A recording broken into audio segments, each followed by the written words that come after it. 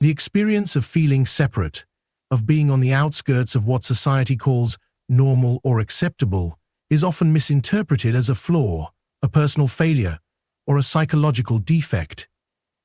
Yet, such feelings are not the marks of weakness, but the signs of a deeper truth longing to be acknowledged. When the soul is destined for something beyond the ordinary, it cannot attach itself fully to the structures and expectations created by the collective. It resists, it aches, it struggles against the mold into which it is told to fit. This is not arrogance, nor is it defiance for its own sake.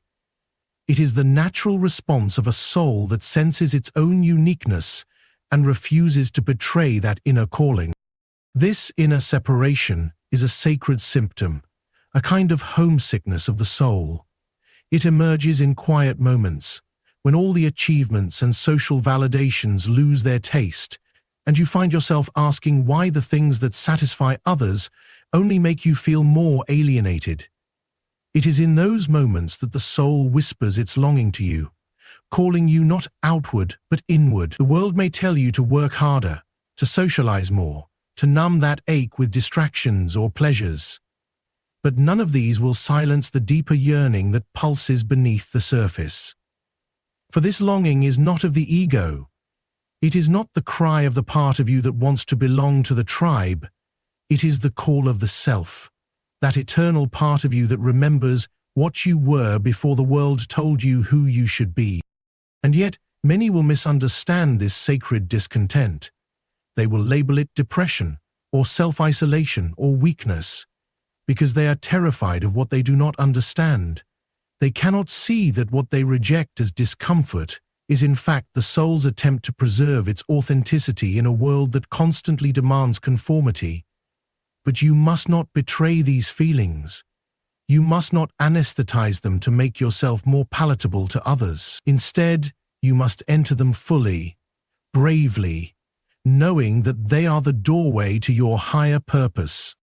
Those who are called to something beyond the ordinary are often forced to walk through this desert of separation before they can discover the oasis of their true self. This is because the journey to higher purpose cannot be taken in a crowd. It cannot be found in the noisy distractions of the outer world. It is a solitary pilgrimage, a descent into the depths of your own being, where you will face the fragments of yourself that you have long denied. It is there, in that sacred inner wilderness, that you will begin to see yourself not as society sees you, but as your soul has always known you to be. You will come to realize that the very feeling of not belonging is the proof that your path was never meant to be walked by the masses. You will begin to see that your solitude is not punishment, but protection, safeguarding you from the noise of the collective so that you can hear the subtle voice of your higher calling. In that space of separation, you will no longer seek validation from the outside, because you will discover an authority that arises from within, an authority that does not need to prove itself to the world, for it knows that its value is intrinsic. And when you embrace this separation as sacred, you will find that it begins to transform you. It will refine you, polish you, strip away the false layers that were never truly yours. And in this process you will become a vessel for something higher to move through you. You will become the carrier of a light that is not of this world, a light that is meant to illuminate the path not only for yourself, but for others who are still trapped in the illusions of conformity. The irony is that once you stop seeking to belong to the world, you begin to belong to yourself. And in that belonging, you become whole. You become rooted in a truth that cannot be shaken by the opinions or judgments of others. You no longer feel the need to explain your difference because you understand that your difference is your gift, your medicine, your sacred task to carry into the world. This is the path of those whose souls have a higher purpose. It is not an easy path. It is not a path that will be applauded by the many.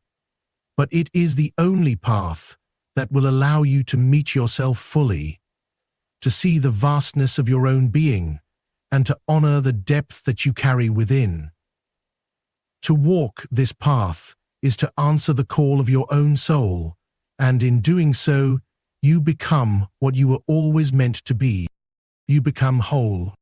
There is a certain restlessness that cannot be soothed by the conventional achievements of life. It does not matter how much success you accumulate, how many titles you earn, or how deeply you immerse yourself in the pleasures and comforts of the outer world. For those whose souls are marked by a higher purpose, these things bring only a fleeting sense of satisfaction, followed swiftly by an inner emptiness that is both haunting and inescapable. This is a sacred restlessness. It is not an affliction, but a summons from the depths of your being, reminding you that the path you are meant to walk cannot be paved with the same stones others walk upon. This dissatisfaction arises precisely because the soul knows the truth, even when the ego does not.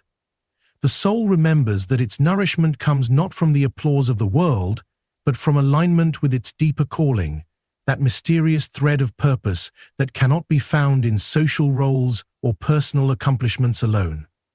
This is why no matter how much you chase the rewards of the outer life, they always seem to lose their flavor. The soul grows weary in such pursuits, as though it is being fed food that lacks substance, nourishment that never reaches its core.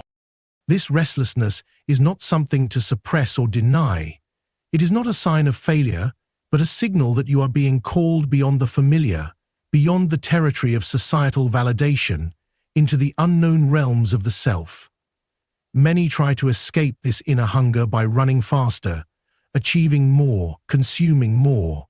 But the more they accumulate, the louder the emptiness becomes. This is because the soul cannot be fooled by appearances. It knows that its true task is not to collect, but to transform. Not to achieve, but to awaken.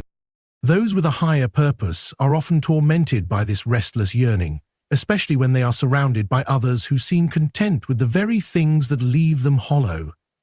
They may wonder if something is wrong with them, if they are broken, or if they lack the ability to feel gratitude for the life they have built. But the truth is the opposite. It is precisely because your soul remembers something deeper, something eternal, that these worldly successes feel shallow to you. You have tasted the echo of what is real, and now the illusions cannot hold you.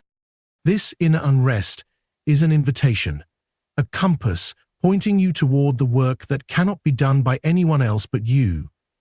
It is a sacred discomfort designed to push you beyond the safety of the known, into the vast open wilderness of the unknown, where your higher purpose awaits. It is the friction that awakens you from the trance of ordinary life, the itch that forces you to peel away the layers of false identity until you stand face to face with your authentic self. Many will misinterpret this restlessness. They will tell you to be grateful, to settle, to accept that this is all life has to offer. They will accuse you of arrogance or greed, unable to understand that your hunger is not for more possessions or accolades, but for meaning, for connection to something larger than yourself. You must resist these voices, not out of rebellion, but out of loyalty to your own soul. For only by honoring this sacred unrest can you begin to navigate toward the life you were born to live. This is the moment when the soul demands that you stop looking outward for permission and begin to listen inward for direction. The restlessness is not asking you to abandon the world, but to see through it, to recognize that the forms and structures around you are empty unless they are infused with the light of your inner purpose. The outer achievements, when aligned with your soul's calling, can become vessels for your purpose, but when they are pursued in isolation from your deeper truth, they will always leave you restless, always leave you searching.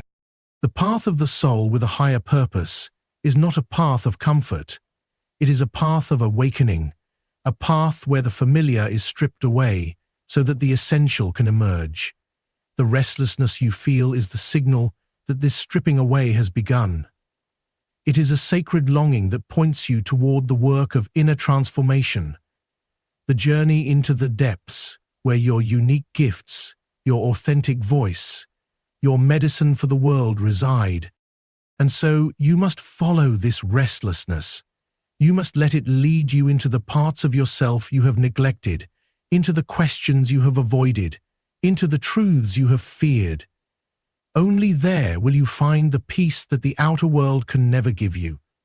Only there will you find the purpose that quiets the restlessness and anchors you into the life that is truly yours. Only there will you become whole. There is something peculiar about those whose souls are drawn toward a higher purpose. They do not turn away from the dark, from the uncomfortable, from the places most people flee. Instead, they are magnetized toward them. They feel an almost instinctive pull toward the hidden, the unspoken, the mysterious aspects of life that lie beneath the surface of ordinary existence. They do not fear the shadows, they do not run from them. On the contrary, they are compelled to enter them, to explore them, to make sense of them, not because they are fascinated by suffering, but because they know that what is hidden holds the keys to what is real. Such souls cannot remain satisfied with superficial explanations or polished appearances. They instinctively sense that beneath every mask there is something more, something ancient, something unspoken that demands to be acknowledged. They feel it in themselves, in their own dreams, in their own inner conflicts. They feel it in the world around them, in the unspoken tensions beneath social niceties, in the hollow rituals of everyday life. It is as if they were born with an inner radar, finely attuned to what others deny, what others repress, what others would rather ignore. But this is not a path for the faint of heart. To be drawn into the dark is to enter the territory of uncertainty, ambiguity, and paradox. It is to walk away from the comforts of black and white thinking and into the fertile soil of the unconscious, where contradictions coexist and where the rational mind must surrender its grip. This is why many resist this path. The dark terrifies them. It threatens to dissolve the fragile structures they have built to keep themselves feeling safe. But for those with a higher purpose, the dark is not a place of destruction. It is a place of transformation. It is in the dark that the alchemy of the soul takes place. It is there that the hidden gold is buried, waiting for the one brave enough to descend and claim it. Those who carry a higher purpose understand, even if only intuitively at first, that the dark is not the enemy. It is the container where wholeness can be forged. They know that what they find in those depths, whether it be fear, pain, rage, or sorrow, is not there to destroy them, but to teach them, to confront them with the parts of themselves they have yet to embrace. And, as they walk into these shadows, they begin to see that the personal darkness they face mirrors the collective darkness of the world. They realize that the inner demons they wrestle with are reflections of the archetypal forces that move through all of humanity. They begin to see that their journey is not only personal, it is a sacred task. They are called not only to face their own shadows, but to bring back wisdom, to become vessels through which the denied aspects of the collective can find healing and integration. This is why they feel compelled to ask the questions no one dares to ask, to explore the emotions others label as negative or dangerous. They are not satisfied with comforting lies. They demand the truth, even when it shatters their illusions. Because they know that only in facing the whole of life, the light and the dark, the beautiful and the ugly, the known and the unknown, can true wholeness emerge. And yet, this path is often lonely. Others may look at them with suspicion, wondering why they insist on looking where no one else wants to look. They may be accused of being morbid, too serious, or obsessed with the negative. But these are the misunderstandings of those who have not yet touched the depth of their own souls. The one with a higher purpose must learn to walk through these misunderstandings, to carry the weight of solitude, knowing that their path is not for the approval of others, but for the fulfillment of their own inner destiny. To walk into the dark is to become a bridge between the conscious and the unconscious, between the seen and the unseen. It is to become an agent of transformation, not only within oneself, but in the world. For only those who have faced the darkness within can hold space for the darkness of others. Only they can guide others toward the integration that leads to wholeness. And so, if you feel this pull toward the hidden, the forbidden, the unexplored, do not resist it. Honor it. Follow it. Let it take you into the depths of your own being, for it is there that your greatest gifts will be forged. It is there that you will find the strength, the wisdom, and the vision to carry your higher purpose into the world. It is there that you will become whole. There is a peculiar quality to the suffering of those whose souls are marked by a higher purpose. It is not the ordinary suffering of life's everyday frustrations or disappointments, though those are present as well. It is a suffering that carries a strange and haunting sense of meaning, as if it were part of a larger unfolding, as if each wound were not random, but an initiation into something more profound. While others may experience pain as an obstacle to avoid, those with a higher calling eventually come to recognize their suffering as the fire through which they are shaped, as the forge where their essence is refined. This is a truth that is rarely spoken, for most are terrified to find meaning in suffering. To accept that suffering can be more than meaningless chaos is to accept the responsibility to face it fully, to engage with it not as a victim, but as an apprentice. This is why many try to numb their pain, to medicate it, to bypass it with positive thinking or distraction. But those with a higher purpose cannot be fooled by such escapes for long. Their soul will not allow them to turn away. It insists that they feel the full weight of their suffering, because hidden within it is the map to their destiny.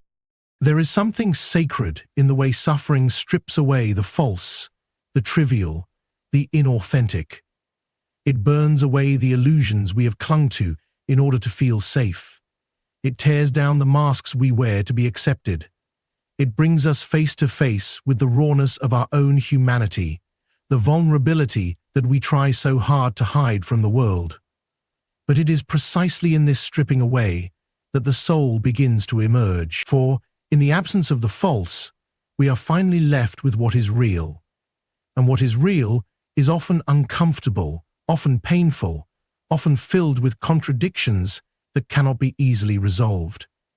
But it is only in this discomfort that we begin to glimpse the deeper layers of our being. Those who carry a higher purpose are often thrown into suffering not because they are weak, but because their soul requires it for its evolution. Their suffering is not punishment, it is preparation. It is the sacred pressure that cracks open the ego so that the self can rise. Each heartbreak, each failure, each loss becomes an initiation into greater wisdom, greater compassion, greater depth.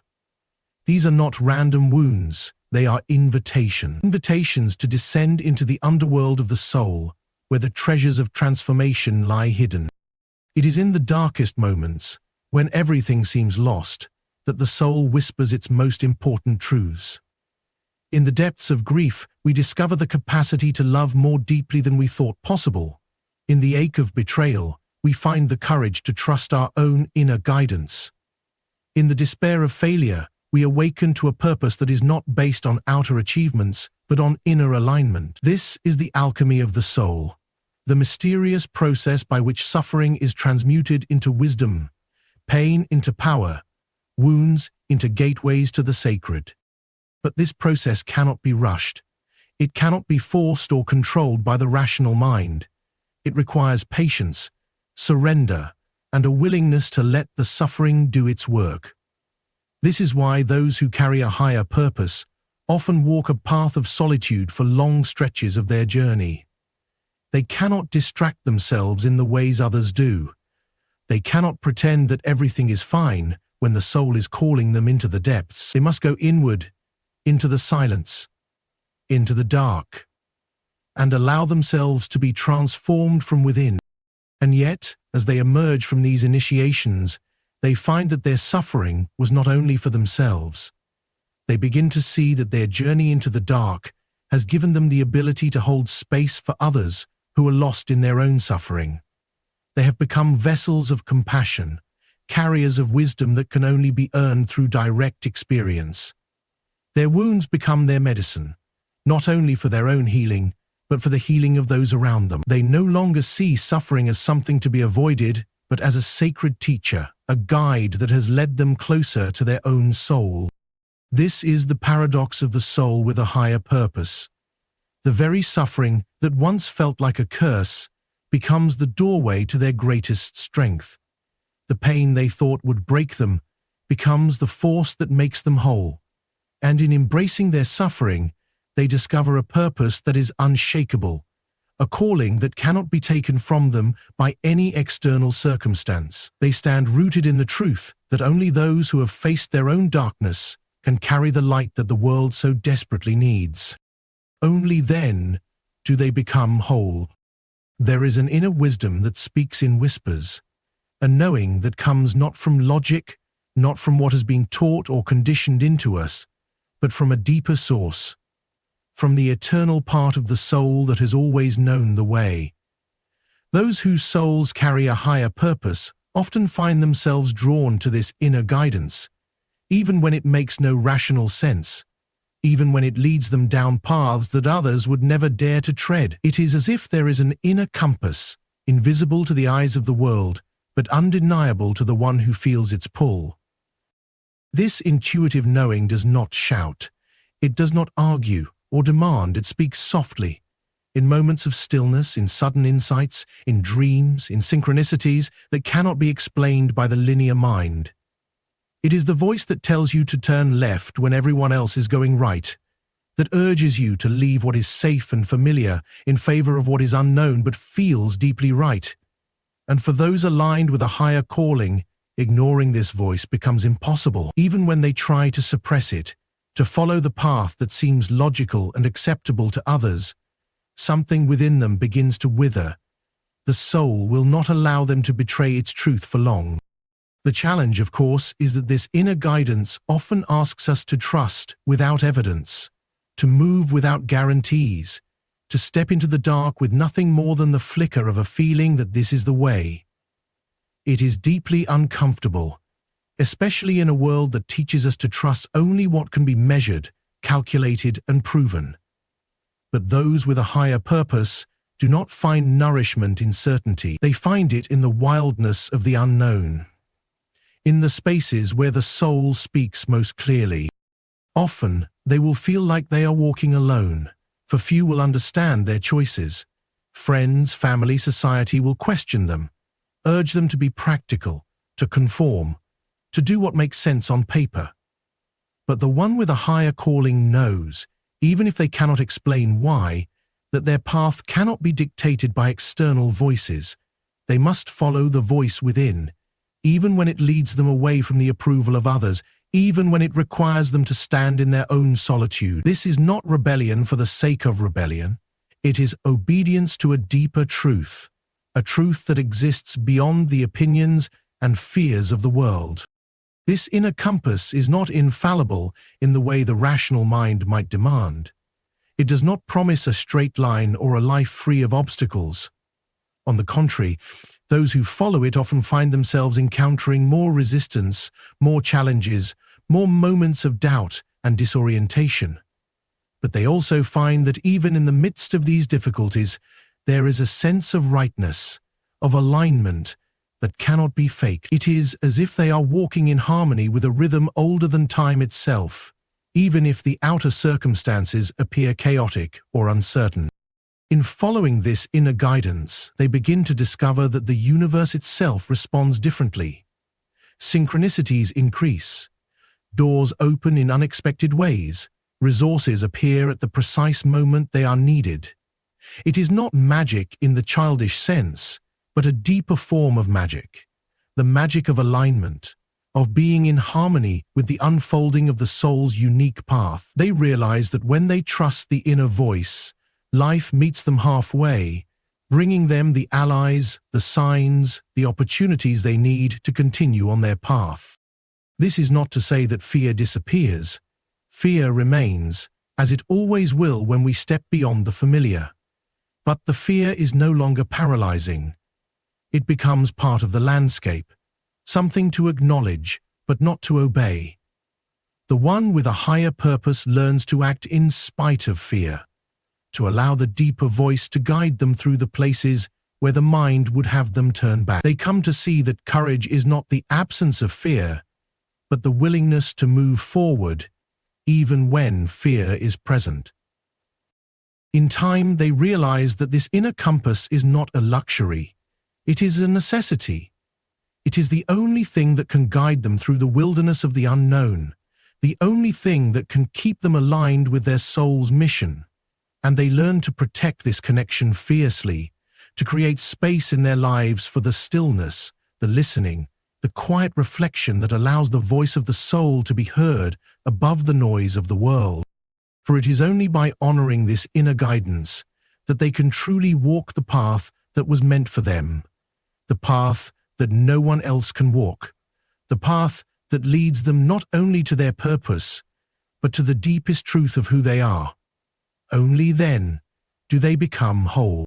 Those whose souls are called toward a higher purpose often feel, from an early age, a deep and unshakable connection to something beyond themselves. It may not have been given language in their childhood, nor could they have explained it logically, but there was always a pull toward the vast, the eternal, the mysterious. They felt it in nature, in music, in moments of awe that silenced their thoughts and opened their hearts to something greater than their small personal identity. This connection to the greater whole was not taught to them, it was innate. It was as if their souls carried the memory of something ancient, something timeless that existed long before they were born and would continue long after they were gone. This sense of connection does not necessarily manifest in the form of religious dogma or rigid spiritual practices. Often it is more subtle, more intimate, a quiet knowing that life is not random, that there is an unseen order weaving itself through every experience, every relationship, every challenge. Those with a higher purpose are often sensitive to these invisible threads. They can feel the interconnectedness of all things, even when the world around them is caught in division and separation. They are able to see the patterns behind events, to recognize the symbolic nature of life's encounters, to understand that nothing is truly meaningless. This deep sense of belonging to the greater whole brings with it both a comfort and a burden. It comforts because it allows them to trust the unfolding of life, even when the path is uncertain, even when pain or loss seem unbearable. It gives them an inner faith that they are being carried by something larger than themselves, that their life is not isolated, but part of a much larger tapestry of meaning. But it also brings a certain burden, because once one has seen this deeper reality, one cannot turn away from it without feeling the unbearable weight of betrayal to the soul. The one with a higher purpose cannot live as if they are separate, cannot act as if their actions do not ripple out into the whole.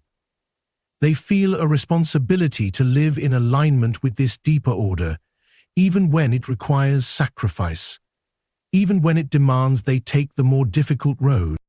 It is in this awareness of interconnection that they begin to understand that their own healing, their own growth, is not only for themselves, but for the greater whole. They realize that when they face their shadows, when they transform their suffering, when they live in alignment with their soul's truth, they are contributing to the healing of the collective as well. Their individual journey becomes an offering to the world. Their struggles, their insights, their awakenings are not private possessions but sacred gifts meant to ripple outward, touching others in ways they may never fully see or understand. This is why those with a higher purpose often feel called to service in some form. Not out of obligation, not because they are trying to earn worthiness, but because it is the natural expression of their inner connection to the whole. They feel a desire to give back, to support others, to contribute to something larger than their personal desires, whether through their art, their words, their presence, or their acts of compassion. They sense that their life is a thread in the great web of existence, and they long for that thread to be woven in a way that adds beauty, truth, and healing to the fabric of life. And yet they must also learn to hold this sense of connection with humility. For the moment the ego claims it as a special identity, the connection is severed. The soul's bond with the greater whole is not about superiority or grandiosity. It is about surrender, about knowing that we are all both small and infinite, both limited and boundless. The one with a higher purpose does not walk through life proclaiming their purpose from the mountaintops. They live it quietly, humbly, with the awareness that they are but one part of the great mystery, and that their role, however sacred, is no more or less important than any other part of the whole. They do not seek recognition, for the joy is in the giving itself, in the living itself, in the knowing that they are participating fully, authentically, courageously in the unfolding of life.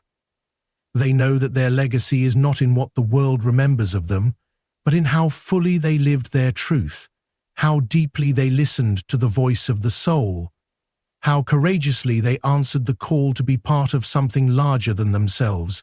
This is the quiet, powerful fulfillment of the soul that has embraced its higher purpose. It is the fulfillment that comes not from outer achievements, but from inner alignment with the vast, mysterious whole. Only then do they become whole.